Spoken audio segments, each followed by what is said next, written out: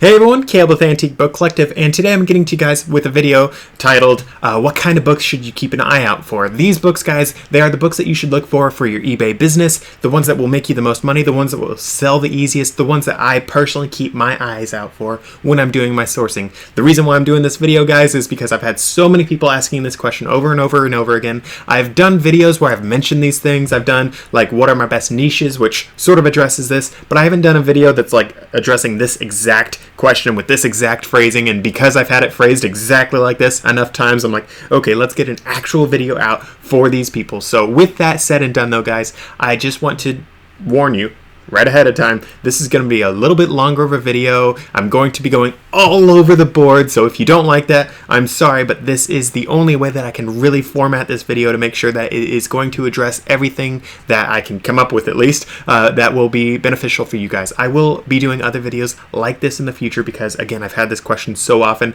I know that there is a lot to know about it and a lot for you guys to hear about it, so I will be going over this as many times as I can and in as many ways as I can to make sure everything's addressed. But with that said and done, I'm just going to dive right on in. So first things first, guys, when I am shopping for books, I am looking for books that are from the 1940s and older. And yes, I know 1940s, at least as the time of me making this video, 1940s is not an antique book. Like, I understand it will be an antique book by the time some of you guys watch this in the future, like 2040, but right now it's only 2023, so 1940 is not quite an antique book just yet. Antique books, guys, those are books that are 100 years old or older. That is the definition of an antique. There are people who say, oh no, it's only books that are like 40 years old. That's not antique, guys. If you know people that are that age, it's not going to be antique. Like, yes, I understand some of us might know people that are 100 years old, but by and large, 100 years old is not going to be how old we normally see people. The cutoff date for about vintage books, there is some leeway on that some people do. I like to say 70 years old is vintage. Some people say 40 years, stuff like that. Honestly, it depends on what you want to do. I'm not too much of a stickler on that one, but I am a little bit more of a stickler on the antique book side of things, the antique side of things, because there are so many people that are a little bit scammy who are trying to sell a book as an antique, even though it's only from like 1990. And I'm sitting here like, bro, I'm not an old man, and I'm from the 1990s. Pretty sure that doesn't count as antique, so stop. So that's just my little spiel right there. There are a lot of other things too, but we're not getting into that in this video. So with that said though, guys, 1940s and older, those are the books that I personally keep an eye out for. Those books are the ones that will usually get me a whole lot more money. Something about after the 1940s, after the war, the books just, they aren't worth as much for some reason, and that's based on the last like 5 years or so that I've been doing this business. I just cannot make as much money on those books that are newer than that. Yes, there are some books that are worth more, but by and large, I find books that are from the 1940s and earlier, those are generally going to be worth a little bit more. Don't know exactly why that is. Maybe it's because before 1940 there was less industrial capacity, meaning less books, so these books before then are potentially rarer. That could be the case. I don't know, but that's just what I normally do. And with that said, I also, when I'm shopping around for books, I am trying to find books from the 1800s. I find that, personally for me, I find that finding books from the 1880s to the 1890s, those books are really easy for me to find, and I can sell them lickety split. I can make some really good money on them. The books from the late 1800s, guys, those do so well for me. So those are the ones that I personally look out for. Those are the ones that I recommend people look out for just because of how well they do for me, how well I've seen them do for so many other people. So that is something else. With that said, I do have a couple little example books for me to go over with you guys. This one right here, I've done some videos on it. It's Die Große Ray. It's that German book. So when I'm doing books, guys, that are antiques, I do love to get antique Christian books. Christian books, guys, especially the antique ones, they can do so well for me. They can get some really stupid good money for me, and I just like selling them because I'm a Christian myself, so it's area of interest for me. But with that said, the books that do the best for me that are Christian subject are usually English. I live in America. My listings, I write them in English because I speak English. I only really know English. I mean, I've learned a little bit of a few other languages, but I'm only really fluent in English, so I do everything in English. So because of that, you're trying to sell a German book in an English listing. It just doesn't work nearly as well from my experience. Of course, there are some people that do that. I have sold books in German, French, Spanish, all those sorts of things. But by and large, the ones in different languages aren't always the best for me. I like to find ones that are written in English. Only reason why I have this one as my example is I currently don't have many Christian books that are antiques in my store. I've sold out most of them, so that's that little spiel with that book. Guys, if you can find Christian books for your eBay business that are antique books, buy them. Of course, don't overpay for them, but buy them.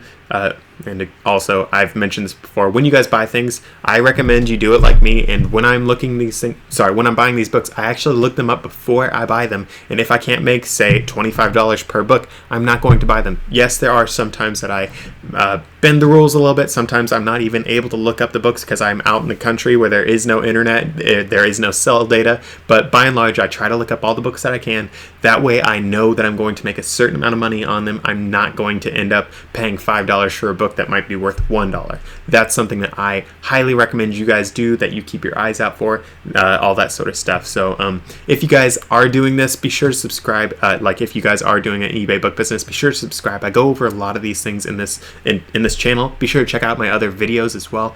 I lay out everything on how to do this business. There is no paywall, all that sort of stuff. Like all the information on what you need to know to run an eBay business is on this channel. So I hope that is enough to make you guys subscribe, because again, I do go over all the stuff that I can because it is very beneficial for you. So with all that said, back onto the Christian books, guys. Those are, again, some of my best things. And I know I said I don't have many things on my store that are Christian things, but I do have this one right here. So it's an evangelical catechism book. Catechisms, guys, sometimes they are worth a good amount of money. Sometimes they're not. I haven't checked the price on this particular one. I'm guessing it's probably going to be like $8. And yes, I know that's well below what I normally like to go for, but I think I got it for 50 cents or something like this, something like that. And I was just buying a large lot of books. So obviously sometimes I don't stick to my actual rules that I make for myself, but as I said, sometimes I bend the rules, and when they are my own rules in my own business, I can do whatever I want. So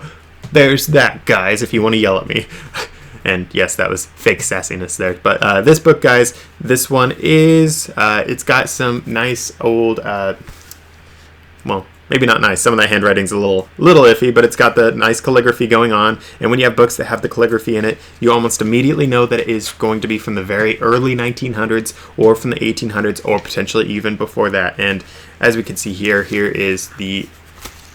Oh man, this book is so sad. Here's the title page. Sorry guys, this book's like so close to falling apart. It's really hard to show you on camera. But that was the title page, and then here's the copyright page. As you can see, sorry, the thing almost popped out on me. It is entered into the Act of Congress for 1892, and the copyright itself is 1896. So this book is probably from 1896. Sometimes you have a bunch of different years. Sometimes they even print the books after the copyright date, that sort of stuff. Oftentimes they will put that new print date on the title page, but sometimes they don't, and they didn't in this particular book. But with that said, this book, it's got some nice information in it. It's cute, it's very small, and it's got like probably 1 or 2 pages that are even still fixed to the cover itself. Like it's almost all loose leaf. But even then, that book, I think it might be worth $8 just based on what I know about so many of these books, the catechisms. There's just so many of them out there that they're not always worth a lot. But sometimes those catechisms can be worth over $20, over $40. I've had some be worth a good chunk. I have never had one, as far as I can remember at least, I've never had one be worth over $50. So they're not going to be the really high-end books that you come across, but they definitely can be. And with that said, yes, that's just a book on catechisms. I know that's a Christian book. However, there are other Christian books that I've had, guys. I just have to caveat this right now. There are other Christian books that I've had that have been worth hundreds upon hundreds of dollars. So that is why I personally like to keep an eye out for them. With that said, segueing on to the next thing. So next thing, guys, antique novels. So novels, guys, those are books that are fiction.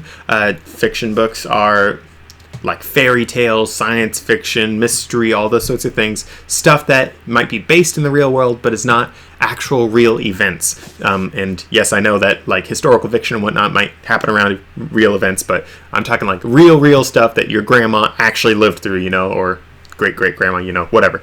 But like stuff that people actually lived through, not stuff that someone made up. So novels, guys, Novels are very iffy for your eBay business. If you have an antique book business, if you have just normal book business, you guys, and if you've been doing it for a while, you guys know that sometimes a novel's worth a chunk, sometimes it's not worth anything at all. Sometimes if it's a really big name novel, like Robin Hood, it might be worth a ton because it might be a really popular edition of this. It might have a very popular illustrator. It might have a popular illustration on the cover. It might have all these different things that make it special and make it worth more. But by and large, I find that the ones that are big name ones aren't going to be worth a lot, believe it or not. Yes, they can still be worth selling. In fact, I buy a lot of these when I'm just trying to fill up my store. I buy a lot of the popular title things just because they are going to sell. They might not make me as much money as they could, but they are going to sell. They're going to be an easy sale. People love getting old editions of their favorite books just because it's cool to be like, hey, so my favorite book is, say, Black Beauty, and I just love that book, and I'm going to buy every single vintage copy I can of Black Beauty just because it's such a favorite book of mine. And for me, I actually did like Black Beauty. I do like Black Beauty. It's a cool story. And honestly, saying that right now, it honestly makes me wonder how many other books there were like Black Beauty before Black Beauty, because that book, guys, it was written from the point of view of an animal. It makes me wonder how many existed prior to that, because nowadays you get it all the time, but I wonder if it's like a pioneer into that industry, and I wonder if that's why it's one of everyone's favorites. But the reason why I go on that little caveat is sometimes when you guys have a book that is sort of pioneering on new space, that book can be worth a whole lot more than other books. So this one, Robin Hood, everyone knows the story of Robin Hood, so it's obviously not going to be worth a ton. However, other books can be worth a ton. So guys, I've shared with you before that I got one of the first editions of The Time Machine, and guys, I am a science fiction nerd, and finding a first edition of The Time Machine, I was elated. That was one of the very first science fiction books that I read. So when I saw it, I was like, I'm pretty sure this is a first edition. I've seen this cover. I am so excited. I don't even know what it's worth, but I'm buying this. So I got it and got home, and I looked up the price comps. I think I waited till I got home. I could have done it when I was at the store. I don't know for sure, but guys, when I did it, I was at Goodwill Outlet, and like I saw the book, grabbed it, put it in my little pile of books, walked over to the cash register, put it in my car, and then I came back to Goodwill because I was like, I am not going to let anyone else grab this baby. Like, yeah, someone could have broken in my car and stolen it, and I would have been devastated probably, but I wasn't about to lose it out of my stack, because sometimes when I'm at the stores, people do start sorting through, sifting through my pile of books. It happens all the stinking time. It's a bit of a bummer, especially when people go and start grabbing your nicer books. It's sort of like that meme where it has the cat fishing, and then the other cat walks up and starts fishing in the bucket of caught fishes of the one cat. You know, that's how I normally feel when people start sifting through my thing. It's like, excuse me, I put in the time to find the good books. Go find your own good books. Shoo, you little thief.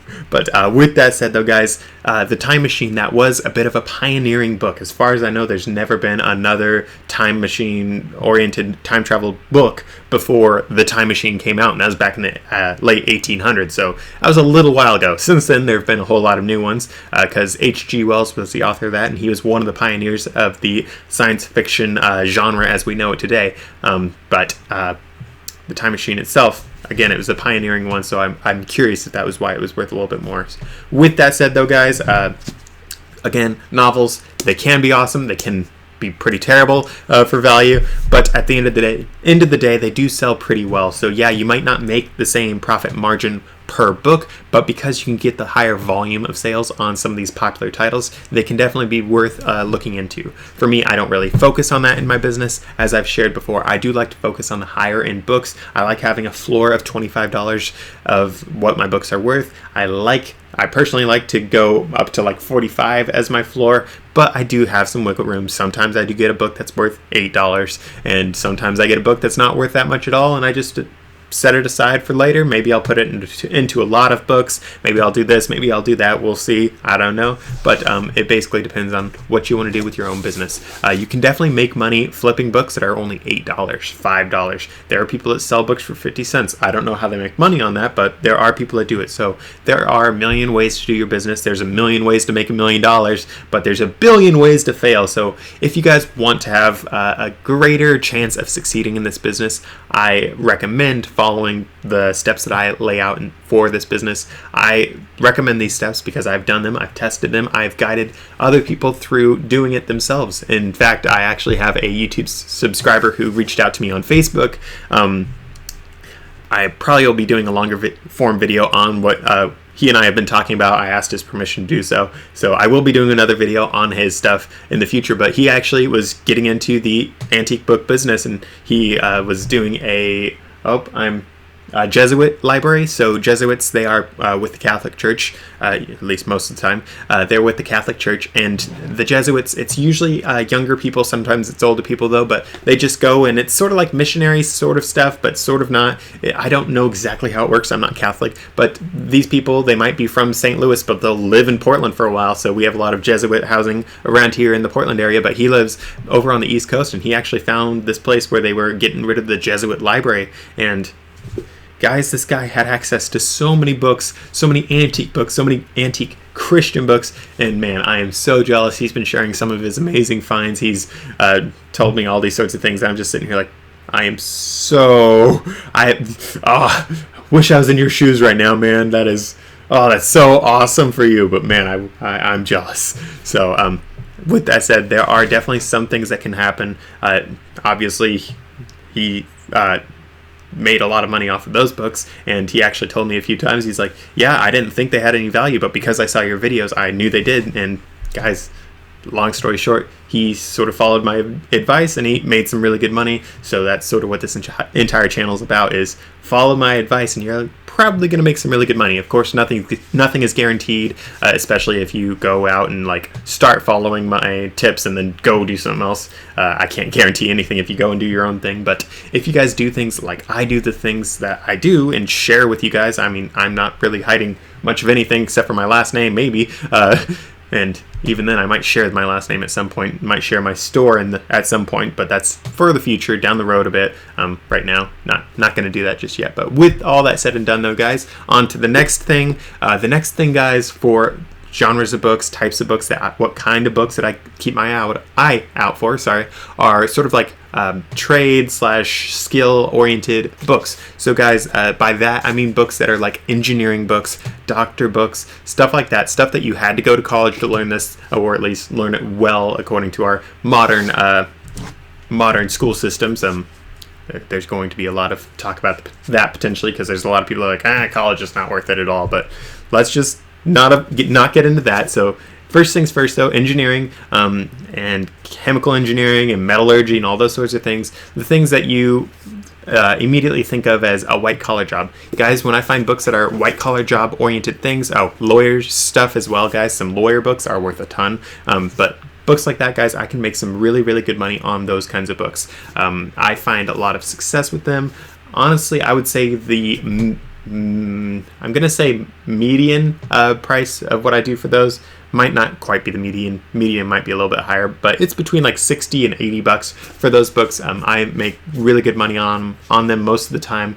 Honestly, just thinking of it off the top of my head, for engineering books, I don't know if I've ever sold an engineering book that's an antique engineering book for less than $20. I've sold them for up to $100 and some. I don't think I've sold any for the multi-$100 range just yet, but this one right here, it's Electrical Engineering Laboratory Experiments by Ricker and Tucker, 4th edition. So this one, it's an old college textbook, which I think is sort of cool.